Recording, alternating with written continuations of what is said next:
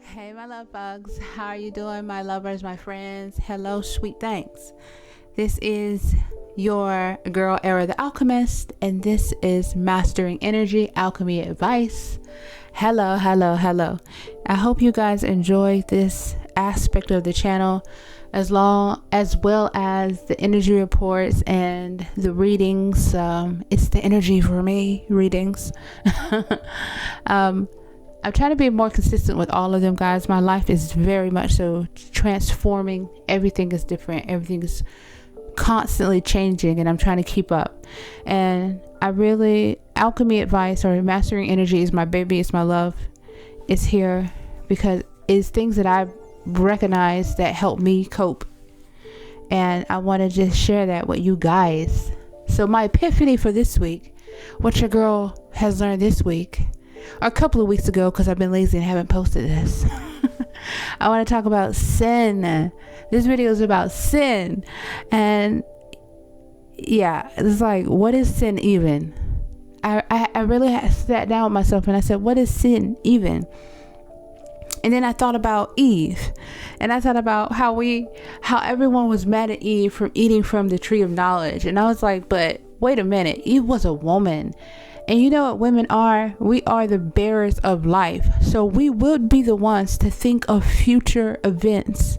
We would be the ones who would definitely look into the future to be proactive. So of course, the woman wanted knowledge. It's like, how dare she want to be prepared? W Eve. It's like she is doing exactly the nature of women, which is to ensure that we can have our eyes at least on something, just let me see what could happen, because I have children to take care of. Anyway, let's get back to sin. So first, of course, I always like to look up the definition of the word. So when I look up the word, it means an immoral act considered to be a transgression against divine law. An immoral act considered to be a transgression against divine law. And I was like, okay, what does that even mean? So then I started to break things down a bit. And I started to try to break down those bigger words with smaller words. So I broke it down to this: a wrongdoing considered to be a passover of a natural function of life. This is what I kind of understood from that definition. A wrongdoing, immoral, considered to be a passover of a function, and that was a transgression, and then against the natural functions of life, divine law, right?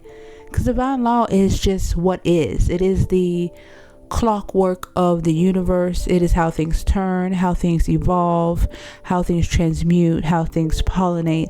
It's about what is. And then I thought more about divine law because I wanted to get a real good understanding of what that meant to me. And it's like gravity, it's the law of attraction, it's karma, it's seasons, it's death, it's birth, it's order, it's chaos. It's all the things that happen in life. It is what is. And then I went more into the story of Adam and Eve. And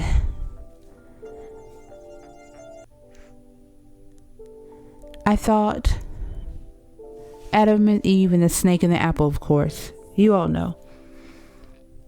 What was God really mad about? I mean, what was he truly mad about when they ate the apple?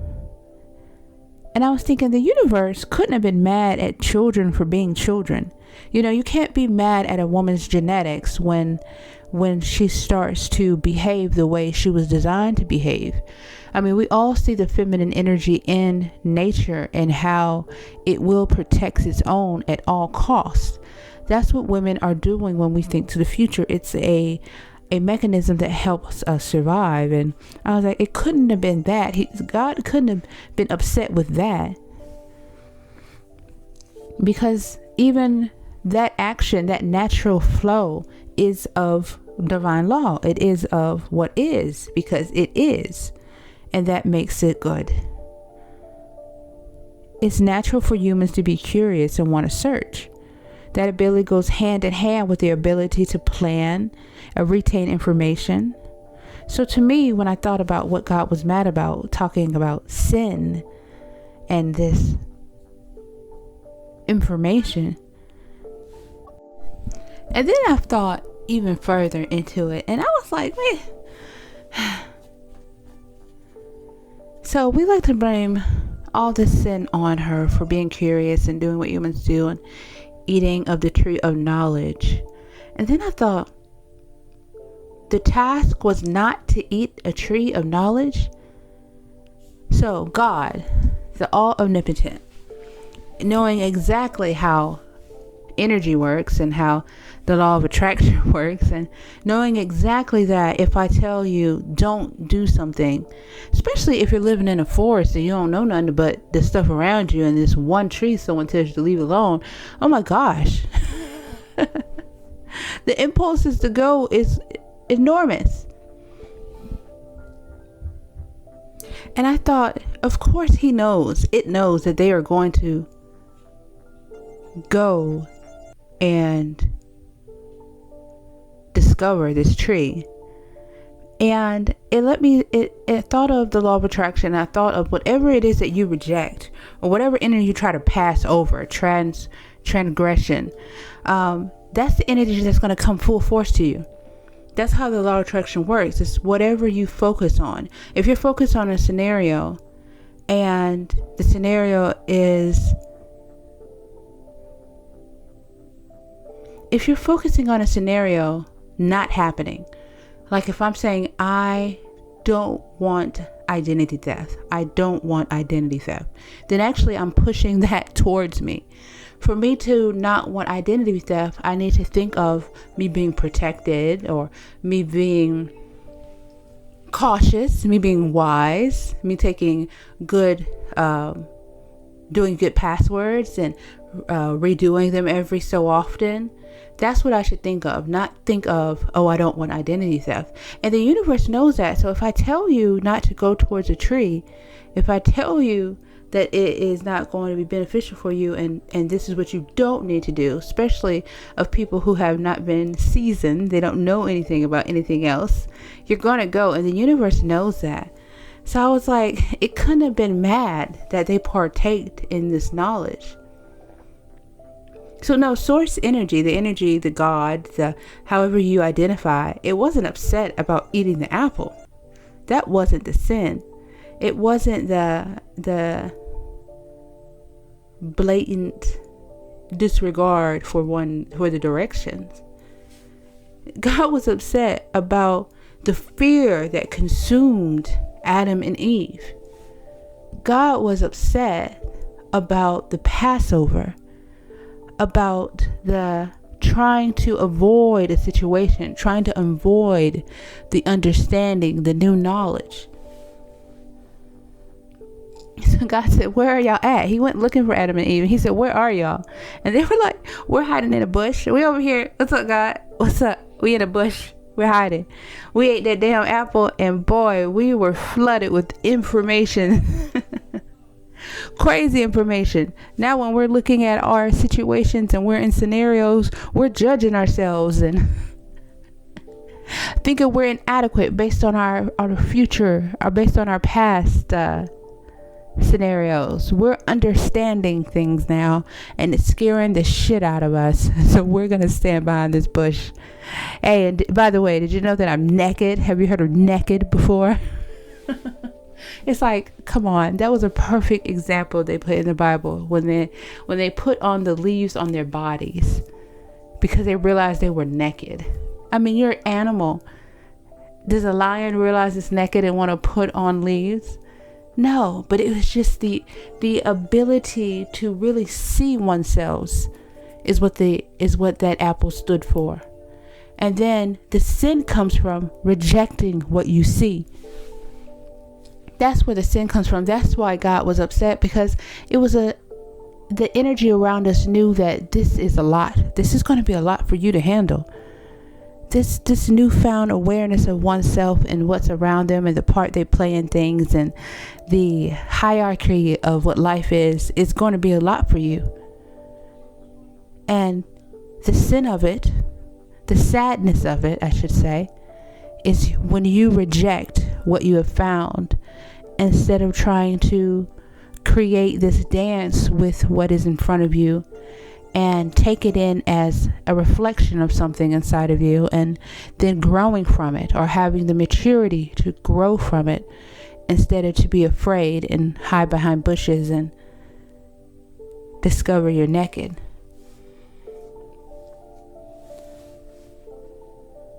See, they were trying to pass over the functions of life. They were rejecting certain parts. But see, knowledge can do that to you if you fear what you have discovered. And that's anything you discover. It will have you hiding in a tree, hiding behind a bush if you reject it. And the universe knows that. So I don't too much know about that story. I'm sure there's a lot that was left out. But when I try to piece it together with my own aerial thinking, this is what I come up with. See, humans, we have been hardwired to survive. But we tend to run from being uncomfortable, being stressed, being hurt, being disshuffled. But the reality of life is, the divine law is, these experiences exist. And that is what is.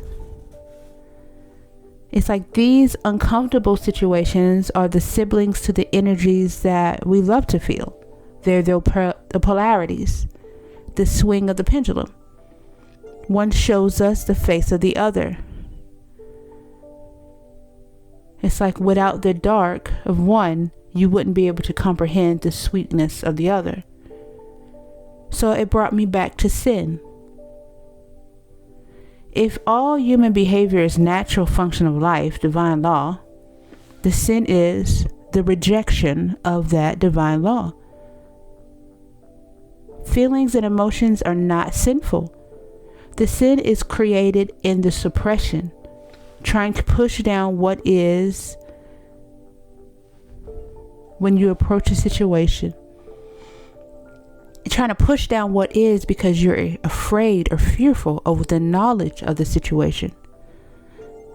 If we don't allow, we can't accept. If we don't allow, we can't recognize. If we don't allow, we can't grow. So there's no true sin in action. And I don't even want to say it that way, because even movement could be done in fear. Let's say it like this. There's no sin in the functions of what life is. The sin is created when we try to reject or suppress, remove or get rid of what we're experiencing. Whether that's hate or guilt or shame or just self-discovery. Instead of looking at it and going, hello, what is this? How can I create with this an outcome that will be suitable for me? And as I ponder on that question, can I find a way to identify with this energy in front of me without resentment, anger, guilt, or shame? And that's hard for a lot of us. And because it's hard, and because we suppress and try to remove or pass over, that's when we get the crimes of passion and the robberies and the disrespect. It's just fear. It's the sin of it. And if we all could start looking at things a little differently and start judging so much what the outcome is, but really looking inside and saying, well, what part of it was I afraid of? Where was the injustice? That's what they mean by sin. It's like the injustice of the natural function, the injustice of balance, the injustice of divine law, of alignment. It's like, look at the situation and look for the imbalance, the injustice, the suppression. It wasn't the apple that was the sin. It was the rejection of the apple. It was the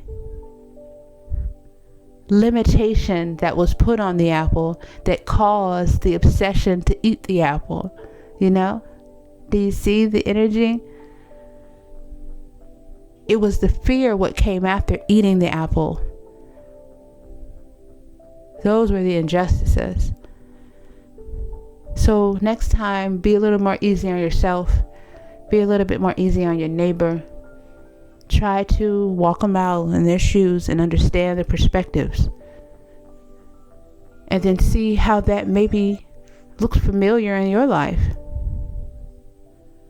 And as you do that, it will allow you to become a partner with the energy that you're facing, which will give you a little bit more space, a little bit more grace, and a little bit more room to create an outcome that you would want, to embrace life and not be tensed until an outcome that you believe you should have manifest, but to be able to embrace each moment until that manifestation. That was me, Aria, your girl, the alchemist, and this is Mastering Energy Alchemy Advice.